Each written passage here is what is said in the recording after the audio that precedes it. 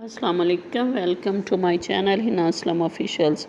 अपने नए नावल में बरसों का मुसाफिर के साथ हाजिर खिदमत हूँ। मैं बरसों का मुसाफिर एक बूढ़े शख्स की ख्वाहिशों की ऐसी दास्तान है जो इससे पहले आपने कभी पढ़ी या सुनी नहीं होगी। तो चलिए चलते हैं नावल की तरफ। आज किस्त नंबर 17 है। नायाब और माला को लेकर कराची आ गया। ज़िंदगी मुश्किल तो पहले ही थी, मगर अब और मुश्किल नज़र आने लगी। माँ, माला और नायाब के पुराने बेरंग कपड़े इनके दिल को कुचोके लगाते। हालात के सितम ज़रीफ़ीन की आंखों को नमी से भर देती। वो तीनों भी खामोशी से अच्छे वक्त के इंतज़ार में ज़िंदगी को घसीट रही थी। एक दिन जब माँ ने इनके हाथ में कुछ पैसे थमाए और साथ में कहा, सिकंदर, तुम माला को किसी डॉक्टर के पास ले जाओ, तो वह हैरत से पूछने लगे, क्यों माँ, इसे क्या हुआ है? सुबह तो ठीक थी। और माँ मुस्कुरा दी, पागल, इसे कुछ नहीं है, मेरा ख्याल है ये माँ बनने वाली है। और वो हैरत से खाली खाली नज़रों से माँ को देखने लगे। इन्हें वक्त और कठिन लगने लगा। वो सोच रहे थे कि वो अपने आने वाले बच्चे को क्या दे सकते हैं। अभी तो अपने पाँव पर भी पूरी तरह खड़े नहीं हुए, मगर फितरत को कौन रोक सका है। इन्हें माला पर बेपनाह प्यार आया और साथ में तरस भी आया। 16-17 साल की लड़की कच्चे ख्वाब बुनने की उम्र में माँ जैसी जिम्मेदारी कैसे निभा पाएगी? क्या सोच रहे हो सिकंदर? माँ ने उनके कंधे पर हाथ रखा। कुछ नहीं माँ। सिकंदर, तुम खुश नहीं हो कि तुम बाप बन रहे हो? आप खुश हैं माँ? वो उल्टा उन्हीं से सवाल करने लगे और वो हंसती, पागल, मैं क्यों नहीं खुश होंगी? खुशी पर तो सारे ही खुश होते हैं। माँ माला को आवाज़ देने लगी, माला, जल्दी से चादर ओढ़ कर आओ। माला चादर लेकर आ गई। माला, मैं बहुत शर्मिंदा हूँ कि तुम्हें मेरी वजह से इतनी मुश्किल ज़िंदगी गुजारनी पड़ रही। और उनकी बात पर वो हंसती। पहले साईं, कौन सा अच्छी ज़िंदगी गुजार रही हूँ जो आपकी वजह से मुझे मुश्किल ज़िंदगी गुजारनी पड़ रही है। मेरे पास आप सब लोग हैं, मेरे लिए यही काफ़ी है। मोहब्बत करने वाली माँ है, मेरा एहसास करने वाली बहन है और आप जैसा शोहर है। मुझे और क्या चाहिए? आपकी तलब के बाद किसी चीज़ की तलब नहीं रही। आप खुश रहा करें, यही बहुत है। माला, मैं वादा तो नहीं करता, लेकिन कोशिश ज़रूर करूँगा कि तुम लोगों को अच्छी ज़िंदगी दे सकूँ। उन्होंने साथ चलती हुई माला का हाथ थाम लिया था। बातों में पता ही न चला कि वो क्लिनिक पर आ गया। डॉक्टर ने चेकअप के बाद तस्दीक कर दी कि माला माँ बनने वाली। इनके चेहरे पर फ़िक्र के असर देखकर डॉक्टर को कोई और ही शक हुआ था। कहीं ये बच्चा नाजायज़ तो नहीं है? नहीं डॉक्टर साहिबा, ऐसी कोई बात नहीं, ये मेरा जायज़ बच्चा। वो जल्दी से बोले, तो फिर आप परेशान क्यों हो रहे हैं? और डॉक्टर के सवाल पर वो क्या जवाब देती है? आपकी बीवी बहुत कम उम्र है, इसका आपको बहुत ज़्यादा ख्याल रखना पड़ेगा। मैंने दवाएं लिख दी हैं, उम्मीद है आप इस पर अमल करेंगे। ये आपकी बीवी और आने वाले बच्चे के लिए बेहतर है, और इनकी खुराक का ख़ास ख्याल रखें। और उन्होंने डॉक्टर से पर्ची पकड़ते हुए इस बात में सर हिला दिया। उन्होंने करीबी मेडिकल स्टोर से दवाएं ली और घर आ गए। दवाएं लेने के बाद कब इतने पैसे बचे थे कि वो माला के लिए कोई फल ख़रीद सकते। इस रात वो जब पढ़ कर कमरे में आए तो माला छत को घूर रही थी। माला नहीं हो अभी तक। वो चलते हुए उसके करीब आ गया। लेटी हुई माला उठकर बैठ गई। वो उसके करीब बैठ के, साईं, जब आप पढ़ लिख कर किसी नौकरी पर लग जाएंगे तो क्या मुझे छोड़कर किसी और लड़की से शादी कर लेंगे? अंदेशों से घिरी हुई माला की आंखों में नमी तैरने लगी। उन्होंने माला को अपने साथ लगा लिया। माला, ये तुमने सोचा अब भी कैसे? तुम्हें ये ख्याल भी क्यों आया कि मैं तुम्हें छोड़ दूँगा?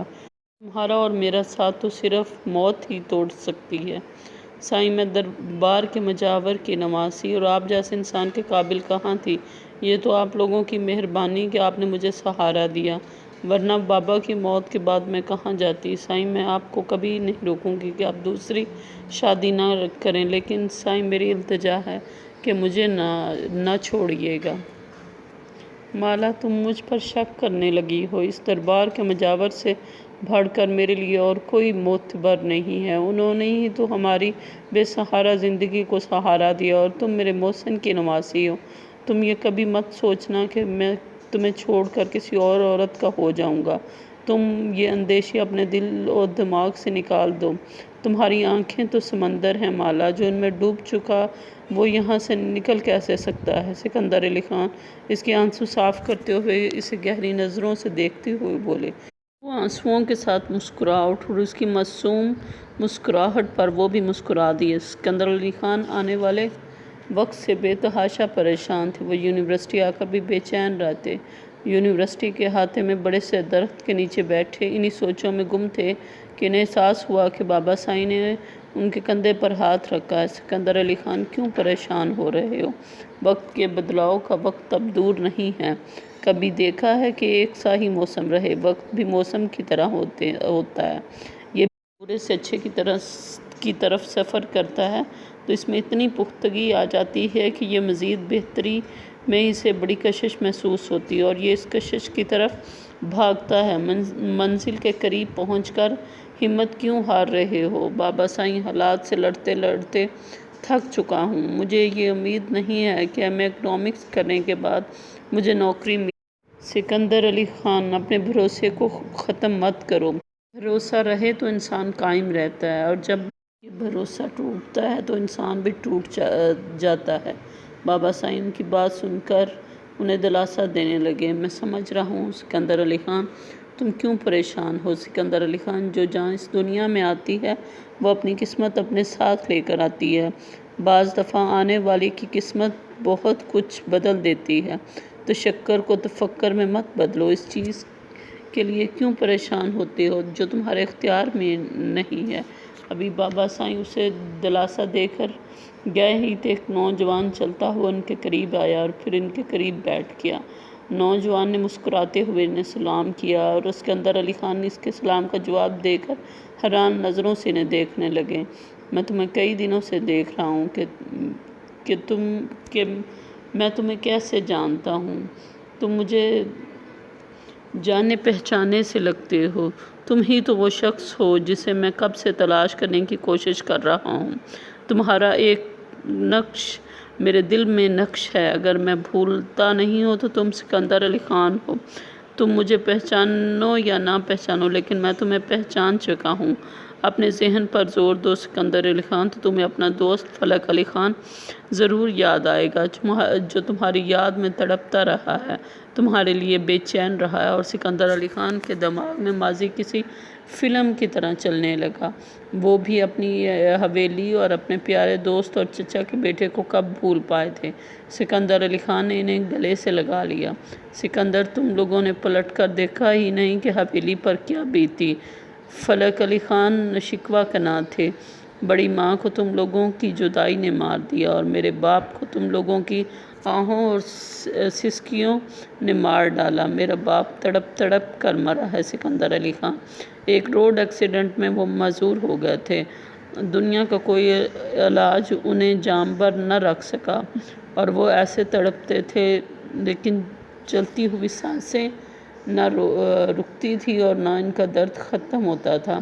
قضا کو بھی بڑی مشکل سے ان پر رحم آیا۔ سکندر علی خان، میری ماں تم لوگوں کے جانے کے بعد اس احساس گناہ کا شکار ہے جو اس نے کیا ہی نہیں۔ سکندر علی خان، ماں اور نایاب کہاں ہیں؟ مجھے ماں کے پاس لے چلو، میں ان کے پاؤں میں گر کر اپنے باپ کے گناہوں کی معافی مانگوں گا۔ فلک علی خان انہیں بیتے ہوئے لمحوں کو کسی ماضی کی داستان کی طرح سنا کر اب ان سے التجا کر رہے تھے۔ سکندر علی خان، مجھ پر شک مت کرو، جو کچھ تمہارا ہے وہ تمہاری امانت ہے۔ وہ حویلی کب سے اپنے مکینوں کی منتظر ہے۔